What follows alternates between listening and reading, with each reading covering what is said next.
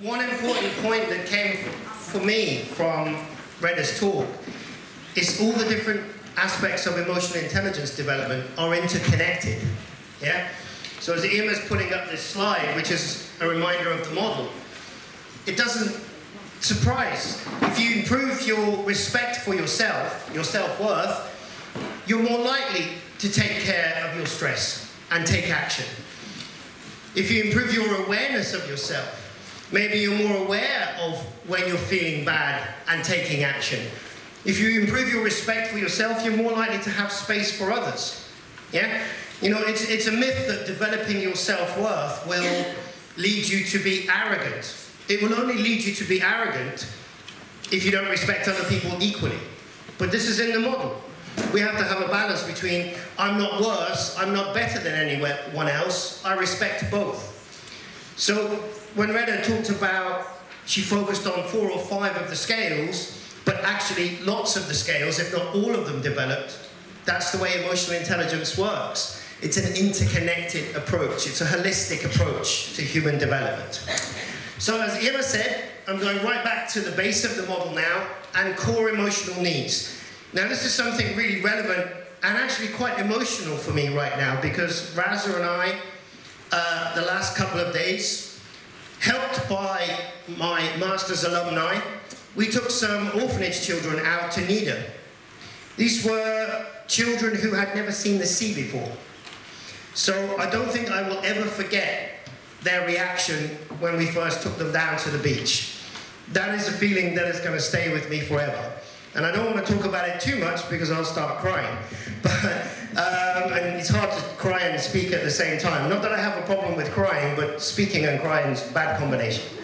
But actually it's really relevant, because if we don't meet the core emotional needs of our children, then all the stuff we know about leading a life true to your values, developing your stress management, developing respect, trust, openness, and relationships, it's not going to work. That's why we're calling them core emotional needs. And these core emotional needs, they've been developed by a school of psychology in the UK called the Human Givens. It's actually the fastest growing school of psychotherapy in the UK. Because basically what it's saying is, so often when people suffer from things like mental illness, depression, other things that are related to unhappiness in their lives, it's often just because their basic human emotional needs are not being met. So we have to ensure that these are being met. These are foundations. Without these, the rest falls apart. Many of them are free. Some of them cost money. And many of them you may have seen before, because I guess everybody knows Maslow's theory, hierarchy of needs. This is not the same as Maslow's theory. These are not just all needs, these are emotional needs. These are needs that we all need as humans, every single one of us, to feel emotionally satisfied and to feel okay about ourselves. So here's the list, and I'll run through each one at a time to just explain a little bit more about them. But it's security, it's attention, it's autonomy and control, it's being part of a wider community, it's privacy and reflection, it's meaningful relationships, which is feeling we have at least 1 or 2 people in our lives that accept us for who we are, that actually love us unconditionally. It's purpose and growth. So let's go through each one in turn. We all have a need for security, and Maslow said the same, right? It's very hard for a child or an adult to be emotionally fulfilled and happy if they can't afford to eat, if they don't have a safe home, if they feel that they're working or living in a dangerous, psychologically or physically aggressive environment, then we don't have security. And actually this is something, sadly, that exists here in Lithuania, you know? Because even on a physical level, this orphanage doesn't have money. It's been rationed in terms of food. So there are kids there that are just about getting enough nutrition for a growing teenager. So this is a real problem. It's not, of course, I'm not just picking out Lithuania, but this exists, you know? So we have to take care of basic security needs, give people a safe, warm home, and enough food. Every human needs it. But we have psychological needs as well. And one of our psychological needs is attention. You see, humans are social animals, and we need to have a balance of both giving and receiving attention. If we give too much and we don't get enough back, then we become tired, we become stressed. And I cannot think of a profession where that's more likely to happen than teaching. Teachers are very good at giving, right? Because you've naturally chosen to go into a helping profession. And that's a very admirable thing. Who gives you your attention? Who supports you when you have a bad day? Or is your attention always going to taking care of the children, taking care of your family, taking care of others? Because if you do that all the time, long term, you burn out. Your basic human need for receiving attention isn't being fulfilled. So we all need to find a balance. Who supports you? Do you neglect your own attention needs because you don't have time for them? You used to have time to go and, share a glass of wine with your friends and tell them about what a terrible week you've had, just to unload, and someone's actually listening to you and caring for you. So make sure you take care of the attention you get as well as the attention you give, because we need a balance of both. We all feel we have a need for autonomy and control in our life. And this is not autonomy and control over others. We all need to feel that we have autonomy and control over our own life. Now, this is significant in the way in which we run organizations. Whether we're leading a small team of teachers, whether we're leading a big multinational, there was somewhere a very old kind of post-Soviet belief, I guess, relevant to here, that leadership was about being strong and telling people what to do. Nah.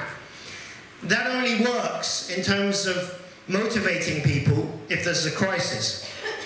So, if you're on an Arctic expedition and you've got a leader who is experienced at dealing with an Arctic storm, and a storm comes, you need a leader to tell people what to do. It's a crisis. But if your style of leadership in your organization on a daily basis is based on telling people what to do and not giving them the respect, the responsibility, the autonomy and control to manage their own responsibilities, don't be surprised if you've got lots of unhappy people where a job is just a job, but they don't burn for it with their heart and their soul. They don't really enjoy being there. They enjoy aspects of it, but actually motivation levels are low. So we need to think about, in our teaching as well, how can we give more and more responsibility to children to make their choices? One of the things that really amazed me is, first of all, we took these 18 children out to Neale. And from the orphanage, they only had one member of staff. Coming from the UK, I was horrified, because that would first of all be against health and safety law. One adult to take care of 18 children couldn't happen in my country. And I said to Raza, okay, we're here, but isn't this risky? Isn't this dangerous? We're taking them down to the beach. Then I actually saw this wonderful lady called Inga, who was the teacher that brought them. And I've never seen such a bunch of well-behaved, polite, and happy children. Okay, they were happy because they were seeing the sea for the first time, but Inga's way of managing these children was to ask them what they wanted to do and to get them to make the decisions. So we had an agenda for what we were going to do in Neale, but we didn't stick to it, because the children, when they got there, they just wanted to be on the beach. We had a minibus hired. We were going to take them to sand dunes. We were going to take them trips around the area. But every morning, Inga said, so kids, what would you like to do today? And there was a resounding shouting noise coming back, beach, or something like that. So that was decision made. And I believe her whole style over the 2 days I was observing this wonderful lady, a real gift to your society. She respected the children, and she gave them autonomy and control over certain decisions. Decisions where an adult didn't need to make the decision. It was amazing to see. As a result, we had a bunch of very happy, very well-behaved, very polite, unbelievably respectful and thoughtful kids. feel we're part of a wider community. You see, humans are social animals, we're pack animals. So every time someone asks you what you do, you probably introduce yourself in terms of communities. You probably say, I'm a teacher. That's a tick, that's a community. I'm a mother, tick, that's a community. I'm Lithuanian, tick, that's a community. I love golf, tick, that's a community. I'm an animal lover, tick, that's a community. So each time we think of ourselves in terms of what we do in our lives, we associate ourselves with communities. This is a wonderful thing, because each time we do that, our subconscious brain, our elephant, is happy. It needs to be part of a community. Your school is a community, your team of teachers is a community, your village is a community, and whatever else you are connected to, these are communities. When we start to have problems with humans is when they fall out of communities. Just want to share with you a story about a homeless guy in the UK that I was coaching. I did some work for a charity in the UK some years ago called The Big Issue. And The Big Issue is a concept whereby homeless people on the streets are given magazines to sell on the street so that they feel like they're actually having a purpose and doing a job again. So they're not just homeless, they have a way, and it's legal, and they have registered areas they can work. It's called The Big Issue. To coach this guy, the first question I wanted to understand is, how did he become homeless? And the interesting thing was, you see, that 3 years previously, he had been a successful banker working in the City of London, earning something like £250,000, so what's that, 400,000 euros a year. And then he was homeless on the street. How did that happen? See, one day he came home from work, and the police were at his door because both his children and his wife had been killed in a car crash. And his emotional brain couldn't take it. So he started drinking. Now, previously, he'd been part of lots of communities. He was a member of the exclusive tennis club. He was a member of some elite business club. And he had lots of communities that he was part of, elite communities in his field of work. But as he began to drink more, the tennis club members didn't accept him. The bank fired him. He started to gamble as well. He started to lose all his money. He lost his amazing apartment overlooking the River Thames in London. He became homeless. Now, the point here is he became deeply unhappy, and part of that unhappiness in his journey was because he became disconnected to all his communities. They rejected him. My thoughts are, of course, so they weren't really friends, were they? If they couldn't accept you in your hour of need, especially given the circumstances, then these were communities that maybe weren't the best communities to be part of anyhow. But the danger when somebody becomes homeless is you have to very, very quickly help them to get back into a healthy life. Because homelessness is a community. You see, there are hundreds of people, thousands of people living homeless on the streets of London. And what happens is, as soon as you become homeless, you navigate yourself to an area where there are other homeless people living in cardboard boxes, maybe drinking too much alcohol, maybe taking too many drugs, and all of the other unfortunate habits that go with homelessness to help you cope. And if we didn't help this guy really quickly, he was going to be accepted by a homeless community. And then he would have had emotional connections to being part of that community. Then we would have had to not work just with his rational brain, but his limbic brain. The Mexican government know this as well, because many, many years ago there was it was either a World Cup or an Olympics. I think it was the World Cup coming up in Mexico. And Mexico City has got huge problems with homelessness. But the government there knew that the world's TV cameras were coming to Mexico City, so they didn't want these homeless people on the streets. It didn't look very nice. It wasn't good marketing. It wasn't good PR for Mexico, right? So suddenly they found money, which they hadn't had for many years, and miraculously they found money to buy all of these people apartments. And they said, you can have this apartment, but please just get off the street. Didn't work. what actually happened is giving people apartments took them away from their community. It's a very lonely place. So what actually happened is most of them rented out the apartments to make money so that they could eat and survive, and they stayed living on the street with their community. It's just another piece of evidence of how important communities are to us emotionally. We all need privacy and reflection time, yet many of us forget to do it, or we don't know how to do it. How many of you make to-do lists? And you're very good at organizing a list of tasks that you have to do each day. I do them all the time. I don't have a perfect memory. Here's another question. How many of you each day make a to-be list? How am I going to be today? Today I'm going to be peaceful. Today I'm going to be calm. Today I'm going to be patient. Today I'm going to be empathic. Today I'm going to be understanding. Today I'm going to be mindful. You see, we're living in a world where we're teaching our children, I believe, to be busier and busier and busier and do more. But are we forgetting to teach them also how to be? Again, one of the most amazing things for me was to see these kids from the orphanage at the beach, because these kids didn't have any much material possessions.